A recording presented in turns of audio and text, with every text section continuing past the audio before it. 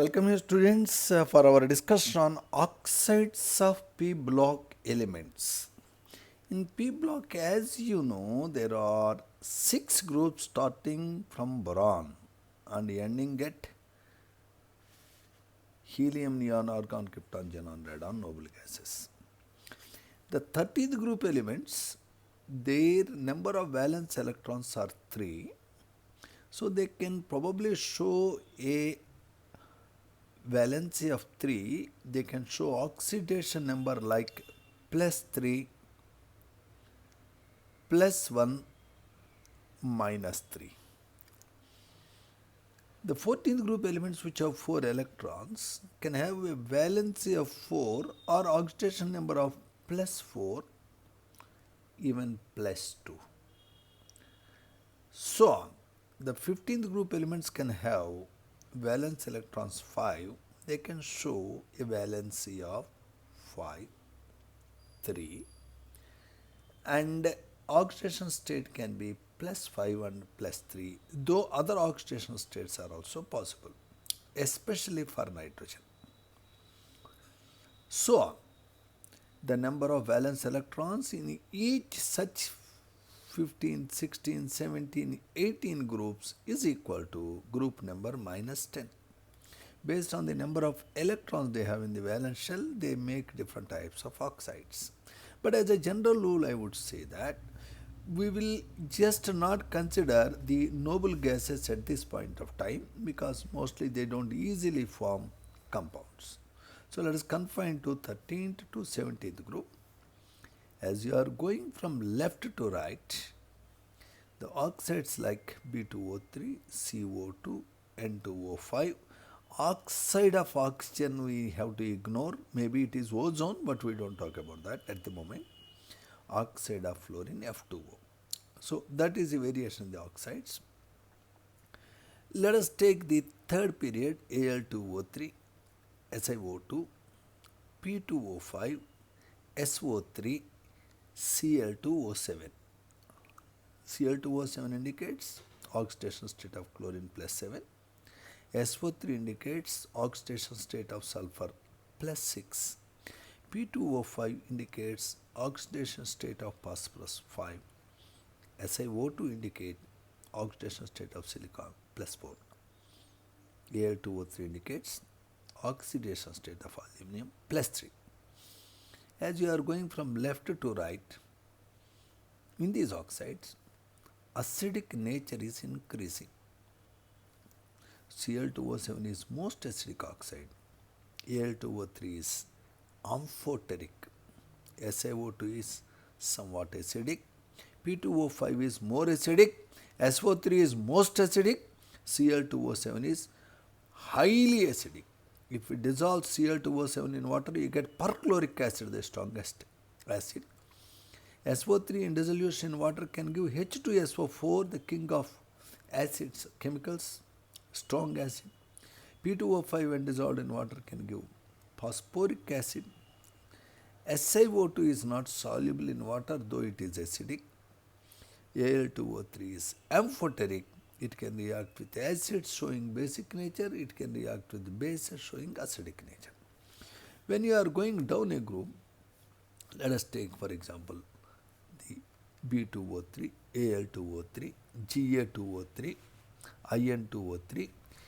Tl2O3 is not stable, only Tl2O is stable because of inert pair effect. Tl shows preferably plus 1 state. As you are going down this group, the oxides B2O3 is acidic, Al2O3 is amphoteric, Ga2O3 is amphoteric, In2O3 is somewhat basic, Tl2O is more basic. So down a group, basic strength increases. Keep it in the upper right of your brain, sir. Down a group, basic nature of comparable oxides increase. Across a period, acidic nature of comparable oxides increase. That's very clear. Next, the boron oxide B2O3 is acidic and it can be obtained by strongly heating boric acid. What is boric acid, sir? H3BO3. We will focus on this.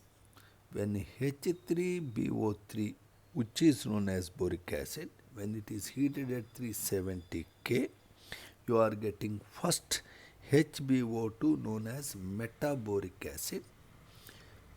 When this is further heated at 410 K, you get a tetraboric acid H2B4O7 known as tetraboric acid.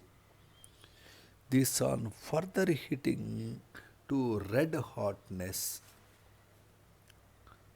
on further heating, it gives a glossy mass of B2O3 boron oxide, which is acidic. Tariqa, this is one way to make B2O3. But how to get boric acid? Boric acid is available in nature in so many places. If you want to make boric acid, you can happily make it from a naturally occurring Na2B4O710H2O known as borax, or you can make it from Na2B4O7 2H2O, which is known as kernite,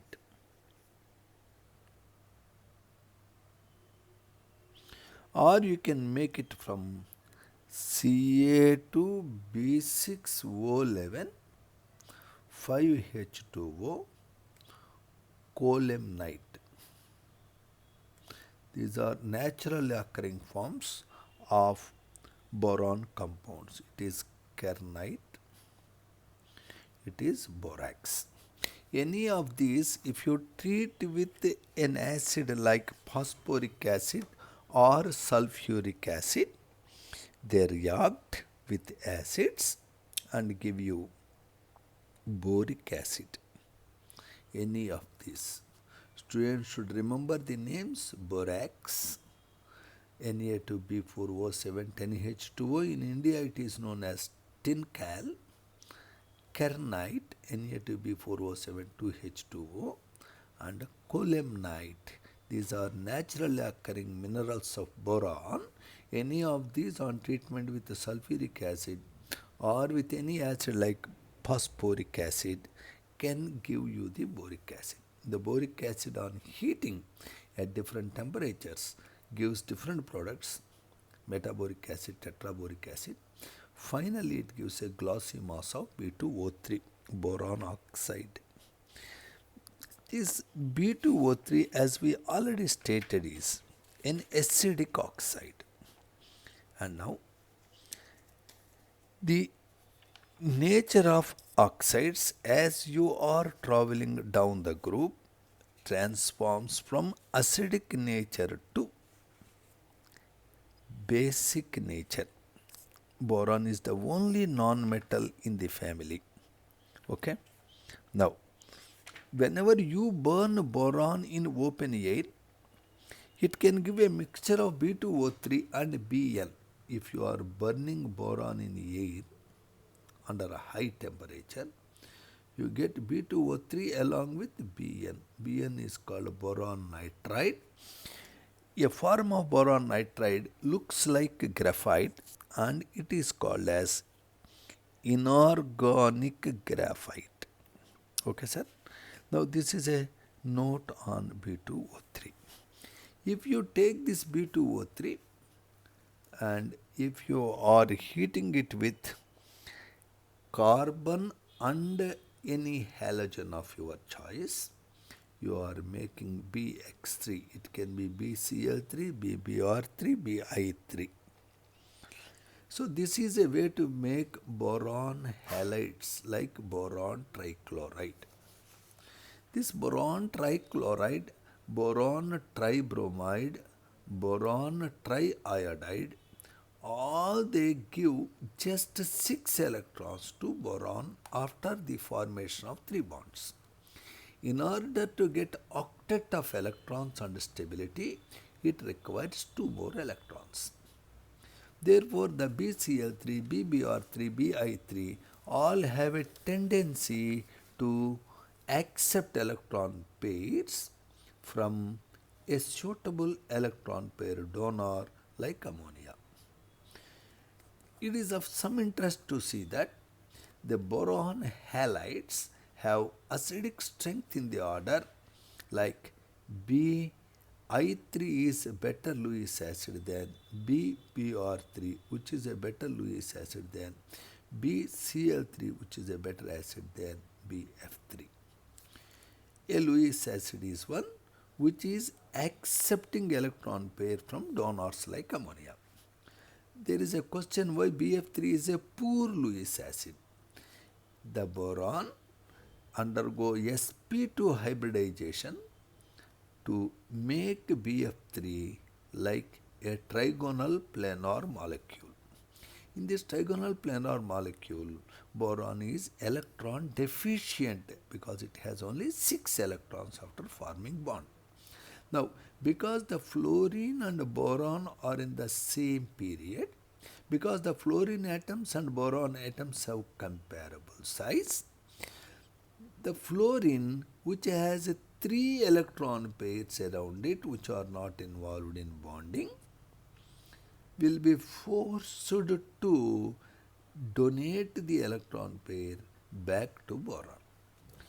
If at one point of time this fluorine contributes, at another point of time another fluorine can contribute the electron pair to boron. Like that, you can write 3 possible structures where A is contributing, where B is contributing, where C is contributing. They are called resonance structures. Due to these possible resonance structures and back bonding, the requirement of lone pair of electrons by boron in BF3 becomes less. Hence, it is a poor Lewis acid. But when you are looking at Bi3, though the electronegativity of iodine is less, though the iodine also has 3 lone pairs of electrons, there is a big problem. Iodine atom is very big when compared with boron atom. So, into the small vacant p orbital of boron, the very large filled p orbital of iodine cannot effectively donate electron pair. Like when you are a grown-up boy, you can't give an effective shake hand to 2 months baby, because 2 months baby hand is very small and it is folded. You can't give a shake hand. Your grown-up boy can give shake hand to another grown-up boy. A grown-up girl can give shake hand to another grown-up girl because their hands are of comparable size. If one's hand is very big, other hand is very small, the shake hand becomes difficult. So also, the back bonding becomes difficult in Bi3 because of the variation in sizes of the atoms. Hence, in Bi3, back bonding is not effective. Therefore, boron is definitely electron deficient. So, it becomes a good acceptor from external source like ammonia. Hence, this is the order of the acidic strength of Lewis acids in boron halides. Anyway, now this is we got deviated. Actually, our main theme is we are talking about oxides. Now, after talking about boron oxide, we will be going to aluminum oxide, Al2O3. Al2O3 is already stated amphoteric oxide. If you are putting aluminum metal, around the metal there will be always a thin layer of aluminum oxide formation due to atmospheric oxygen. Due to this thin layer of aluminum oxide formation around aluminum, further attack of air on inner aluminum core becomes difficult because this aluminum oxide layer is non-porous. This is a protective layer.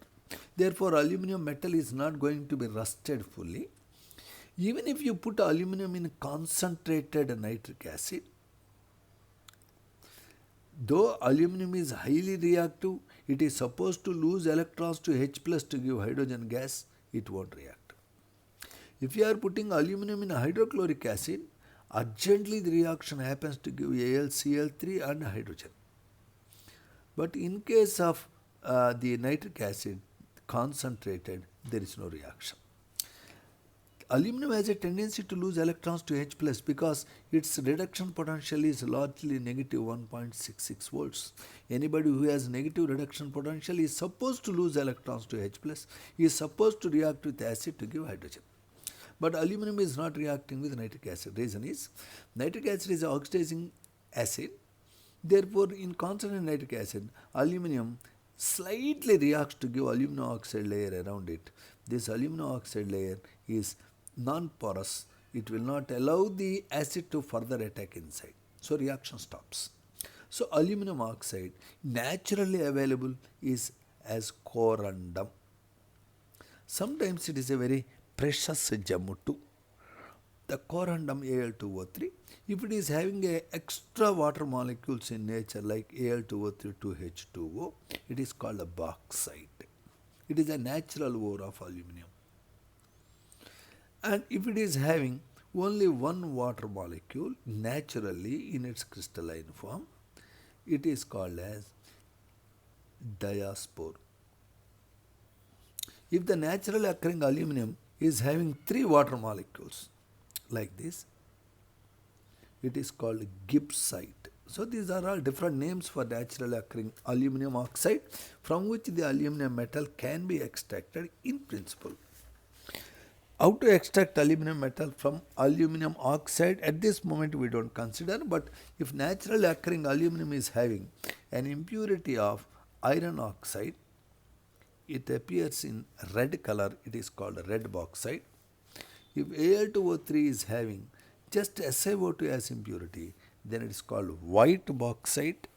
Either the white bauxite or the red bauxite can be used to extract aluminum metal technically.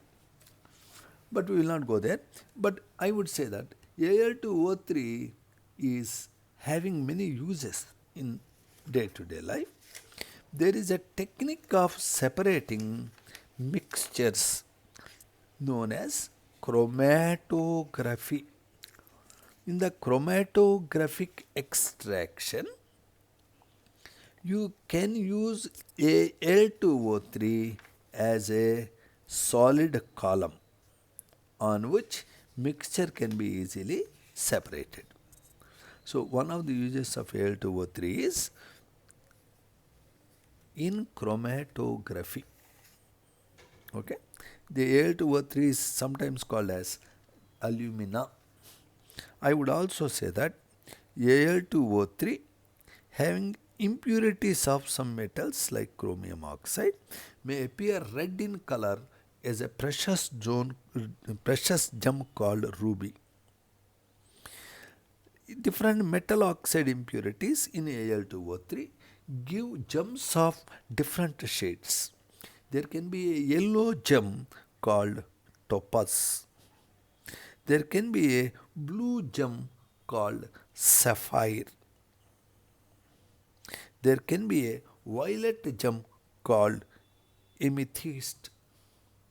Whether you are talking of ruby, topaz, sapphire or amethyst, all they are essentially the oxides of aluminum Al2O3 with a small amount of other metal oxides as impurities.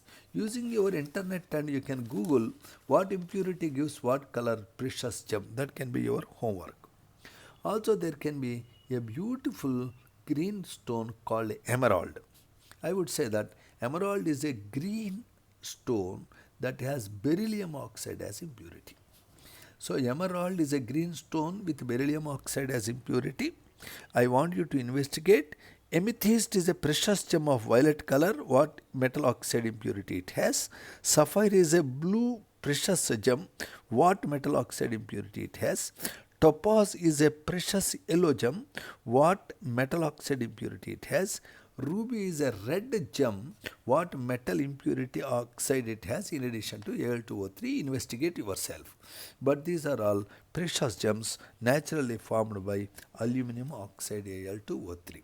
So this is a small talk on oxides of only 13th group elements. This time is not permitting me to talk about all other oxides. In the next video we talk. Bye.